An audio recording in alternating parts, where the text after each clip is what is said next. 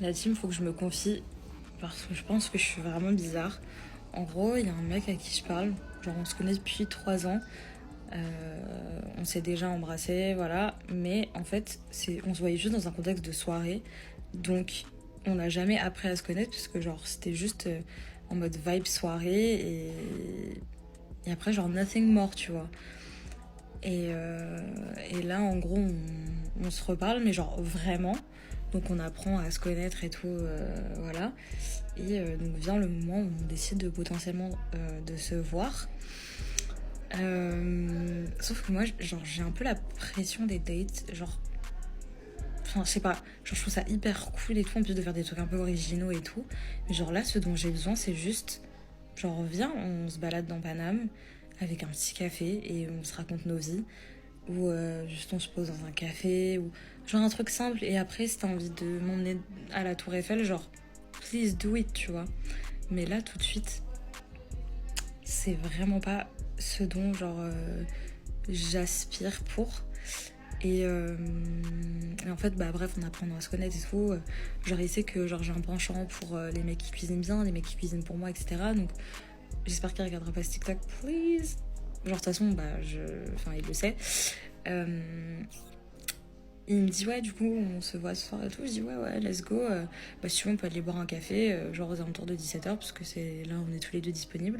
Il fait, ah, j'avais plutôt pensé à genre, à ce qu'on mange ensemble. J'avais prévu, enfin, je sais que ta mère en cuisine pour toi et tout. Du coup, genre, la tension dingue, tu vois. Moi, j'étais en mode, ah ouais, non, mais en plus, j'ai pas envie de rentrer tard et tout. Il me dit, mais je te redépose chez toi. Je suis en mode, non, mais on habite genre à l'opposé l'un de l'autre. Il était en mode, non, mais genre, moi, ça me dérange pas. J'étais en mode, non. Wesh, ma soeur, calme-toi. Et donc, coup dur, il dit, mais par contre, si tu veux, on peut toujours aller boire un café dans l'après-midi. Et là, il me propose un autre truc, en mode, bah, si tu veux, on peut aller à tel endroit et genre faire un billard et tout. Ce que je trouve hyper cool. Mais je sais pas, il y a un truc un peu, genre, je me sens oppressée en mode, premier truc, tu veux m'inviter chez toi. En fait, le truc, c'est qu'on se connaît déjà, donc je comprends le fait de. Il est en mode, bah meuf, t'es chelou, genre. Et en même temps, genre, comme on se connaît pas vraiment, bah, j'ai besoin de ce moment où c'est un truc chill. Je sais pas, suis-je folle ou. Messieurs, retenez bien cette leçon. Ne proposez jamais un premier rendez-vous chez vous, peu importe depuis combien de temps vous vous connaissez virtuellement. Même si elle vous a dit qu'elle aimait les hommes qui cuisinent, ne le faites pas le premier soir. Pour une femme, accepter de venir chez un homme est une prise de risque et un engagement qu'elle n'est souvent pas prête à prendre avant d'avoir testé la connexion en terrain neutre. En faisant le forcing pour un dîner ou un billard complexe, vous ne paraissez pas attentionné, vous paraissez étouffant. Le deuxième conseil est de respecter le besoin de simplicité. Si elle vous propose un café à 17, acceptez le café à 17. N'essayez pas de survendre le moment. La confiance se bâtit par petites étapes, pas par des grands gestes qui mettent la pression. Un homme de valeur sait que son temps et ses talents culinaires se méritent. Ne les offrez pas sur un plateau à quelqu'un qui cherche juste à savoir si vous êtes capable de tenir une conversation sans musique de fond. Soyez l'homme qui rassure par sa sobriété, pas celui qui inquiète par son empressement. Je peux pas comprendre qu'un mec il a 30 ans passé et il est pauvre.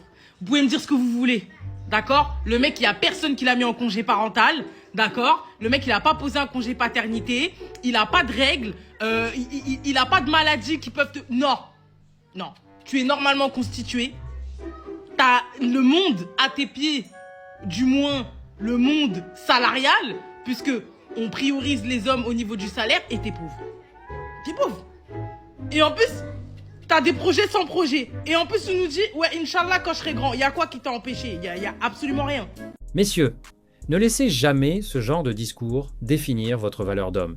La réussite est un marathon, pas un sprint imposé par les standards de TikTok. Si vous travaillez, si vous apprenez et si vous progressez, vous êtes sur la bonne voie, peu importe votre solde bancaire à 30 ans. Ne vous laissez pas paralyser par l'urgence de plaire à des femmes qui n'ont aucune idée de ce qu'est la construction d'une carrière ou d'une entreprise. Votre priorité doit être votre vision à long terme, pas la validation immédiate d'une personne qui vous juge sur vos résultats actuels. Le deuxième conseil est de fuir les femmes qui ont une vision purement transactionnelle de l'homme. Une partenaire qui vous reproche votre situation financière sans comprendre votre travail, est une partenaire qui vous abandonnera au premier coup dur. Construisez pour vous-même, pour votre liberté et pour votre futur empire.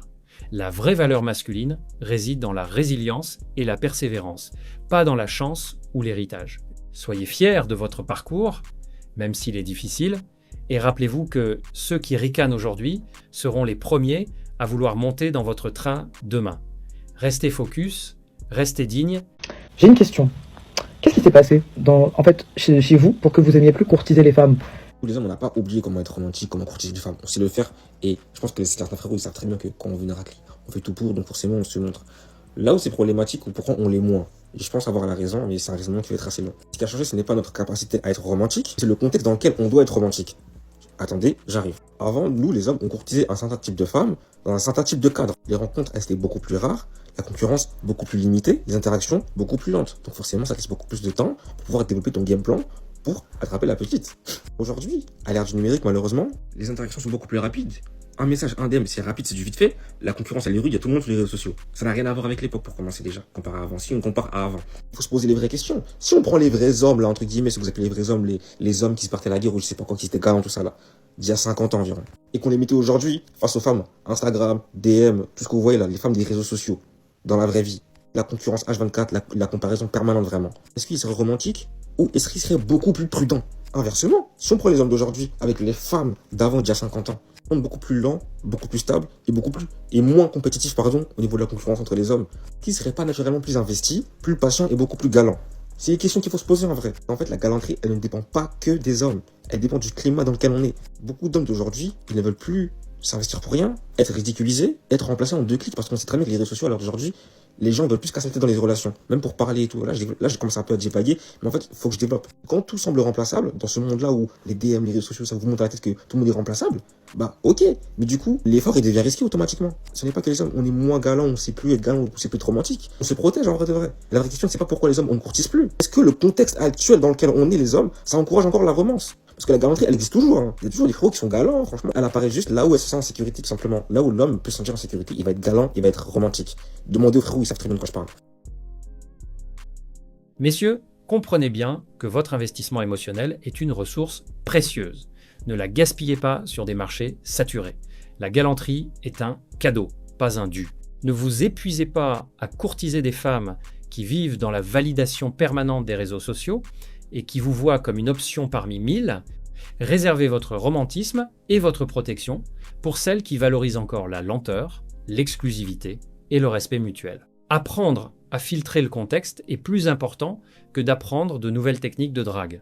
Le deuxième conseil est de ne pas laisser le cynisme ambiant éteindre votre capacité à être un homme de valeur. Restez galant par principe, mais soyez sélectif par stratégie. La vraie force masculine, aujourd'hui, c'est de savoir retirer son attention quand le cadre n'est pas propice. Ne craignez pas d'être perçu comme moins investi si le retour sur investissement n'est pas là. Un homme qui connaît sa valeur ne court pas après la concurrence. Il crée un espace de sécurité où la bonne personne aura envie de s'arrêter. Soyez l'exception dans un monde de consommation rapide, mais seulement pour celle qui saura le reconnaître. Nouvelle vidéo qui fait le buzz en ce moment. On parle des prankeurs qui draguent des meufs en couple et ils ont le culot de le faire devant le copain des meufs. How you doing? J'essaie de comprendre un peu quelle serait la bonne réaction à avoir parce que on dit souvent que les gars sont jaloux et ils ne devraient pas l'être parce que montrer sa jalousie, c'est une forme de faiblesse. I can still get your number. You're not gonna say nothing? Et là, on a une femme qui va reprocher à son mec de ne pas avoir fait quoi que ce soit. So you don't care? Like, he's talking to me, you're not gonna say nothing? I care. He's asking for my What number, you wanna you're say? not saying anything. I'm waiting for you to say something. No, you're the man. You're supposed to say something. I'm supposed to say something right now? You're the man. What if I wasn't? Comme si elle ne pouvait pas mettre de frein au dragueur. Moi, c'est la question que je vous pose. Quelle réaction qu'on devrait avoir si ça nous arrive? Il y a un mec qui vient draguer notre meuf. Notre meuf lui répond. Entre-temps, après, elle nous reproche de ne pas avoir dit quoi que ce soit au gars. Je vous pose une colle là. Et je vous attends dans les commentaires. Allez, dans les commentaires. Messieurs, ne laissez jamais la peur du jugement vous empêcher d'exprimer vos émotions. La jalousie, quand elle est saine, est un signal d'alarme qui vous aide à protéger ce qui compte vraiment. Apprenez à reconnaître ses racines et à la communiquer sans agressivité ni contrôle excessif. Une relation solide se construit sur la confiance, mais aussi sur la transparence émotionnelle. Deuxièmement, ne tombez pas dans le piège des provocations extérieures. Les prankeurs et autres provocateurs cherchent à tester votre réaction pour vous déstabiliser. Restez maître de vous-même, montrez que vous êtes un homme sûr, capable de gérer ses émotions sans exploser. La vraie force masculine réside dans la maîtrise de soi, pas dans la répression ou la négation de ses sentiments. Waouh, Internet c'est rapide. Je savais qu'on avait la 6G, mais à cette allure, waouh. Alors vous m'avez envoyé cette vidéo et ma première parole va aux hommes. Messieurs, lorsqu'une femme vous quitte, et déjà au vu de ses posts juste avant cette vidéo et juste après, sachez qu'elle vous a quitté depuis belle lurette. Là on est sur 11 ans de relation, donc peut-être que sa rupture dans sa tête et dans son cœur a eu lieu il y a... Et comme elle l'a dit dans sa vidéo, vu qu'il y avait deux réalités mélangées, peut-être qu'ils sont restés ensemble juste pour Internet. En tout cas, vous me connaissez, le message, jamais le messager. Quand vous prenez la vidéo sur laquelle j'ai réagi il y a 2-3 jours, les posts différents qui se chevauchent, je vais être honnête avec vous, son discours est un labyrinthe atroce de sous-entendus qui cacherait presque un déni total. Déjà, je vais mettre un point pour éviter que ça vous rentre dans la tête de cette manière-là. 11 ans, c'est pas une erreur, c'est un choix. Je vais essayer de juger le moins possible et moi j'aimerais qu'on arrête de normaliser le fait que aujourd'hui on puisse se dire que on s'est perdu 11 ans. On ne sait pas ce qui s'est passé en privé, mais il y avait quelque chose sur la place publique. Moi personnellement, c'est pas un couple que je suivais. D'ailleurs, j'en suis aucun. Mais j'ai vu le point de départ. Ayant vu le point de départ, je pense que dans un premier temps, la volonté était de prouver à ceux qui disent que les couples mixtes ne fonctionnent pas. Je crois qu'elle est algérienne ou etc. Lui, c'est un Renoir, vous connaissez. Donc, ils ont très longtemps surfé sur cette vague-là. En tout cas, moi, quand je les ai vus passer dans mon fil d'actualité, c'était pour ça. Bref, maintenant, elle vous dit que c'est compliqué, qu'elle s'est choisie et que tout va bien. Moi, je pense qu'elle est dans l'autopréservation. Elle est dans une forme de déni visant, comme je l'ai dit tout à l'heure, à rationaliser la douleur. Limite en la normalisant. Dire que tout est temporaire pour ne pas admettre que ça fait mal. Oui, quand c'est une relation de 3 mois. Oui, quand c'est une relation d'1 an, 2 ans, 5 ans, grand maximum. 11 ans. 11 ans. 11. 11 anniversaires, 11 Noël, 11 Saint-Valentin, 11 années de repas de famille, 11 années de factures communes, j'en passe et j'en passe et j'en passe. C'est pas temporaire. Si vous avez été en intérim pendant 11 ans, commencez à demander une requalification, c'est un CDI. Voilà, comme ça c'est dit. Elle dit, je sais que je suis une bête de meuf, je connais ma valeur. Bien évidemment, je vais pas remettre ça en doute, mais pourquoi lorsque les femmes parlent de valeur, il faut toujours qu'elles mettent leur physique sur la balance? Pourquoi? C'est d'ailleurs pour ces mêmes raisons que certaines vont à la salle juste après pour gonfler derrière, mais pourquoi, s'il vous plaît? Après, vous allez me dire, c'est pas ce qu'elle a dit. À un moment, elle dit qu'elle va bien, une énième fois, et elle insiste surtout sur le fait qu'elle n'est pas atteinte, qu'elle n'est pas touchée. Je vais pas spéculer, mais la seule raison pour laquelle un humain n'est pas atteint par une action de 11 ans, c'est parce qu'il connaît la suite ou il connaît l'avenir. N'oubliez pas ce que je vous ai dit. Lorsqu'une femme rompt avec vous, surtout lors d'une longue relation, elle a déjà rompu bien avant. Qui dit avoir rompu bien avant, avoir déjà peut-être la vision sur la suite bien avant aussi. Bref, sachez une chose, et je terminerai sur ça. Il faut en général 11 semaines pour un être humain en termes de récupération émotionnelle. Il faut en général 8 ans pour absorber et peut-être même des fois oublier une relation supérieure à 8 ans. Et j'entends même des fois qu'il faut autant de temps qu'on a passé dans la relation pour l'oublier. Donc allez bien, oui, mais à quel prix? En tout cas, je le répète, ne mélangez jamais les réseaux sociaux et la vraie vie. Ne prenez jamais exemple sur les relations que vous voyez sur Internet. La vie n'est pas un rêve, donc cessez de nous le vendre. Messieurs, la leçon de cette rupture est capitale. Ne confondez jamais la présence physique d'une femme avec sa présence émotionnelle. Un homme peut vivre 11 ans avec une femme qui a déjà démissionné intérieurement depuis 3 ans. Restez attentifs aux signaux de déconnexion, car le jour où l'annonce tombe, elle aura déjà fait son deuil, alors que vous commencerez le vôtre. Ne vous laissez pas impressionner par les discours de reconstruction rapide ou de connaissance de sa valeur sur les réseaux. C'est souvent une stratégie de self-préservation pour ne pas admettre que ça fait mal. Le deuxième conseil est de protéger votre réalité des fantasmes d'Internet.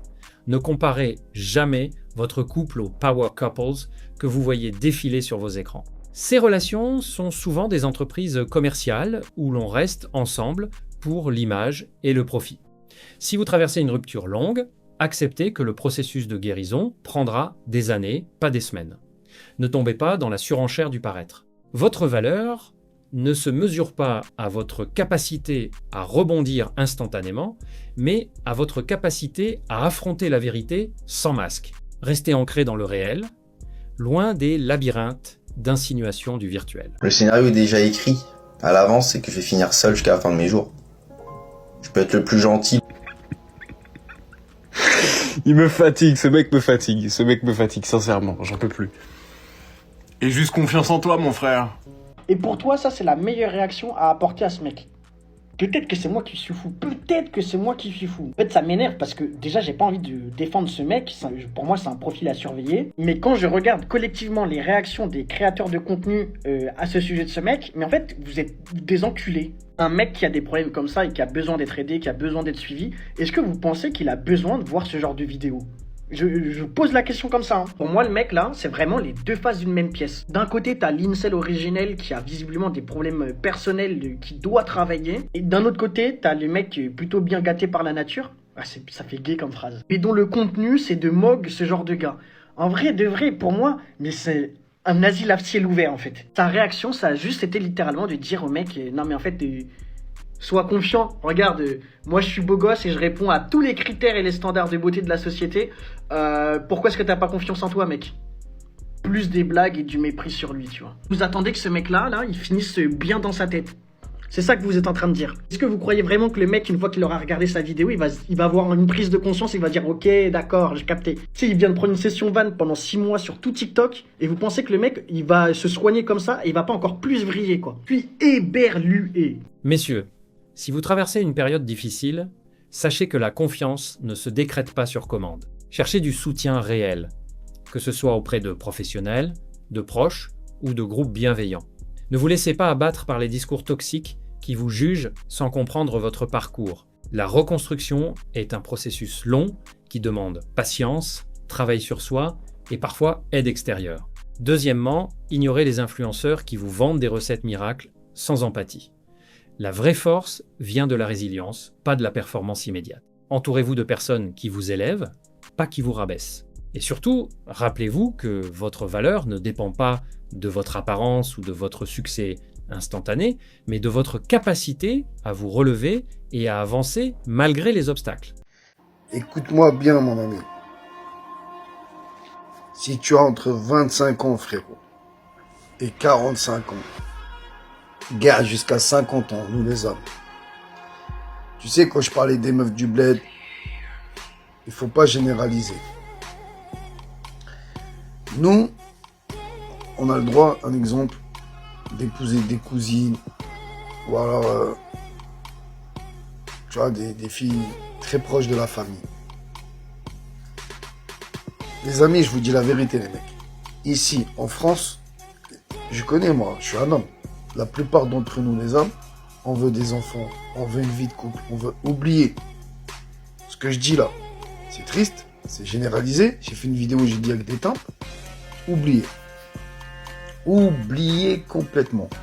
La génération de la vingtaine d'années, vous allez tomber sur des meufs boîtes de nuit, tout ça, chicha, tape des ballons, veut sortir, rêve du millionnaire. C'est la génération, comme ils disent eux, instagrammable.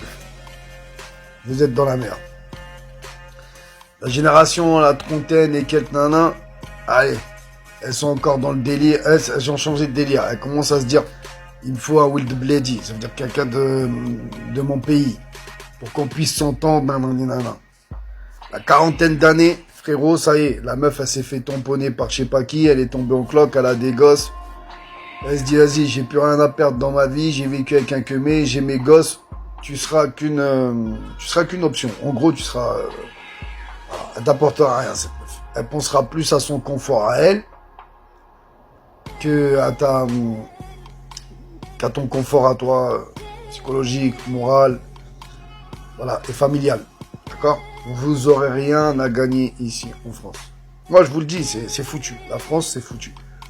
Le président de la République, lui-même, il parle de natalité. Il le dit. Il dit, voyons, en démographie, il dit qu'il y a plus de naissances, limite. Enfin, il y a des naissances, mais en chute libre par rapport au décès. Donc, c'est pas moi qui le dis, même le président, il le dit. Donc c'est un vrai phénomène de société qu'on est en train de rencontrer. D'accord? Quand je dis en France, françaises yeux bleus, les maghrébines, les filles sénégalaises qui sont nées en France, les chinoises qui sont nées en France, on s'est compris. D'accord? Donc les meufs d'ici là, moi je vous donne un conseil les frères, oubliez. Si tu veux une famille, tu veux des meufs là, t'as vu sur internet, elles sont là à montrer leur boule et tout, c'est ton fantasme. Tu te dis, oh putain, j'aimerais bien. Frérot, prends le risque. Moi, si je pouvais rentrer aujourd'hui, déjà j'ai des problèmes en Tunisie que je dois régler. Si je pouvais, demain, je rentre en Tunisie, je me marie une 3e fois. Si nous, on est des hommes, s'il faut divorcer 3 fois, on divorce 3 fois. Il faut se marier 4 fois, on se marie 4 fois. Il faut divorcer 4 fois, on se marie 5 fois. Jusqu'au bout. Donc t'as l'oseille, tu fais ce que tu veux. Par contre, je vous donne un conseil, les amis. Les meufs d'ici, oubliez. Wallah, je le jure, il n'y a pas une meuf qui va te donner un gosse ici. En 2026, pas une. Elles servent à rien. Je vous le dis en toute franchise, elles servent à rien. Elles servent à rien. Il faut devenir comme les meufs, nous. Nous, il faut qu'on devienne comme les meufs. Ça veut dire, elles pensent qu'à leur gueule. Qu'est-ce qui peut m'apporter dans ma... Eh ben, c'est pareil. Il faut penser comme ça. Qu'est-ce qu'elle peut m'apporter, elle aussi, dans ma vie? Tu peux m'apporter quoi? Tu vois, en plus, on vit dans une génération ici. La meuf, elle vit chez elle. Toi, tu vis chez toi. Une fois, je parlais avec des meufs dans le sud. Mais c'est à l'homme de se déplacer. Mais depuis quand, ça? Nous, c'est la femme qui suit l'homme. C'est pas le contraire. Vous voyez, ici, la femme, je veux dire, elle pense qu'à elle, à son bien, à elle. Moi, je vais me déplacer, je vais laisser mon gosse, un exemple, je suis en pleine procédure, machin, je vais venir là-bas, vers chez toi, toi, t'as tes gosses, t'as tout à côté de toi. Vous voyez comment ça se passe? Je vous donne un conseil, moi, wallah. Rentrez au bled. Faut pas généraliser. Moi, quand je dis les meufs du bled, il y a encore des femmes bien au bled. C'est qui tout double. Frère, rentre au bled. Moi, je vous parle en toute franchise maintenant. Tu vas tout gagner. Tu vas trouver une jeune. Là-bas, même t'as 45, 46, 50 ans, tu peux trouver une meuf maximum 30 ans, 25, 28. Chez nous, c'est normal. Tu vas la trouver, frérot, elle est vierge. Il y en a, ils vont parler, ouais, vierge du huc, ouais, c'est... Elle est vierge. Après ce qu'elle a fait avec son huc ou quoi, on calme avec des mecs, avec son ex, avec son fiancé, c'est autre chose. Mais au moins, frérot, en bas, elle est vierge. Tu vas la trouver belle. Wallah al-Adim, elle va s'habiller sexy pour toi. Je parle dans l'intimité. Tu vas prendre une meuf ici, frère, elle va te mettre une culotte de cheval. Voilà. Je te dis la vérité. Elle va te mettre une culotte de cheval et elle sait même pas faire à bouffer. Je les ai vus, moi, les meufs d'ici. Toute la journée, elle va être en train de parler avec des Turcs. Zap. Prends une meuf du bled. Wallah, je vous parle en toute sincérité. Prends une meuf du bled, jeune, hanina, comme on dit chez nous en arabe, tatrabba ala ydik. Ça veut dire quoi? Tu vas, toi, lui apprendre des choses, quoi. Elle va grandir avec toi. Vous voyez ce que je veux dire? Après, j'ai pas dit, il faut bien se comprendre ce que je dis. Qu'on prend une femme, chez nous, 25 ans, ça, elle est très avancée par rapport à la fille de 25 ans de France. Hein. Je vous le dis, hein. À sa mère, depuis qu'elle est petite, elle lui fait saïr, elle lui fait machiner le dar, elle lui apprend tout ce qu'il faut dans la maison.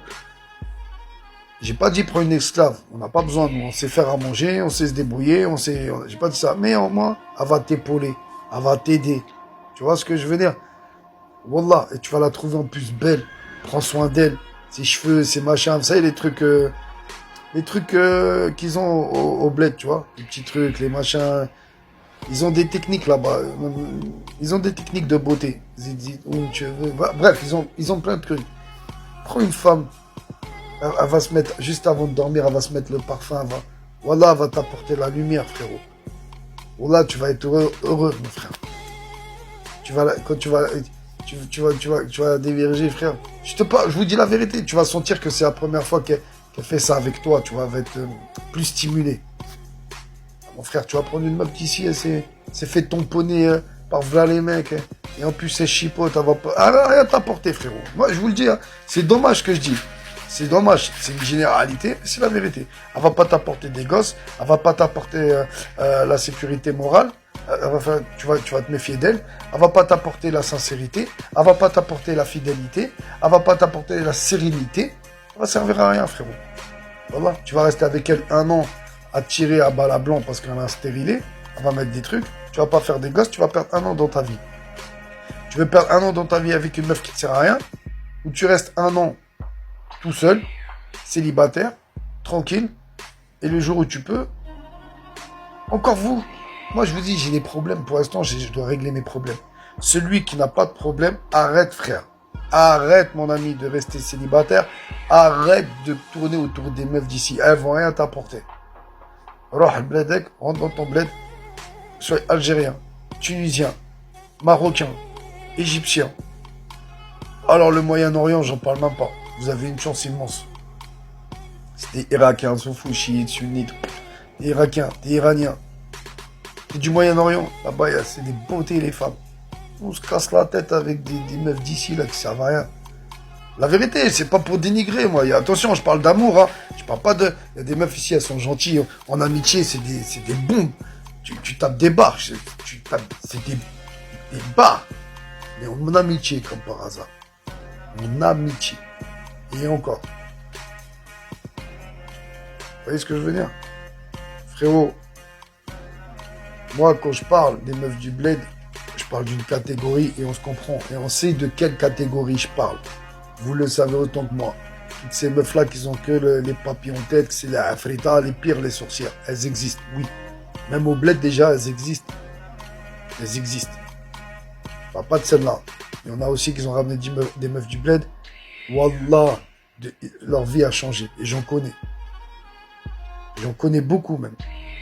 Faites le bon choix, les amis. Vous n'avez pas de problème à régler. Réfléchissez, pesez le pour et le contre. Et faites le bon choix. Celle du bled, elle va te donner des gosses directs. Même si tu dois courir après ton gosse toute ta vie, au moins, tu en auras un. Celle qui sera ici, tu vas courir après elle et au final, tu vas courir dans le vent. À la Forrest Gump, mon ami.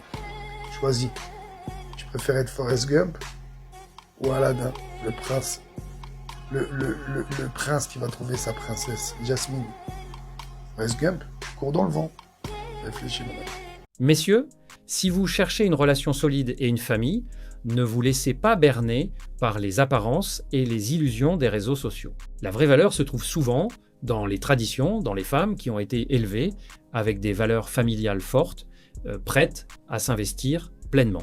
Cherchez la sincérité, la loyauté et la capacité à construire un foyer, pas seulement le charme ou la beauté éphémère. Deuxièmement, n'ayez pas peur de revenir à vos racines. Que vous soyez d'origine maghrébine, africaine ou autre, les femmes de vos pays d'origine ou des régions plus traditionnelles peuvent offrir ce que beaucoup de femmes urbaines ont perdu. Un engagement profond, une volonté de construire et de durer.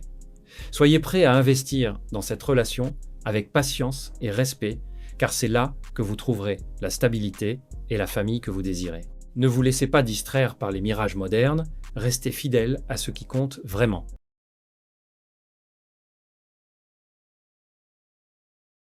Si cette analyse t'a parlé, alors ne bouge pas. La vidéo qui s'affiche à l'écran en ce moment va sûrement te plaire.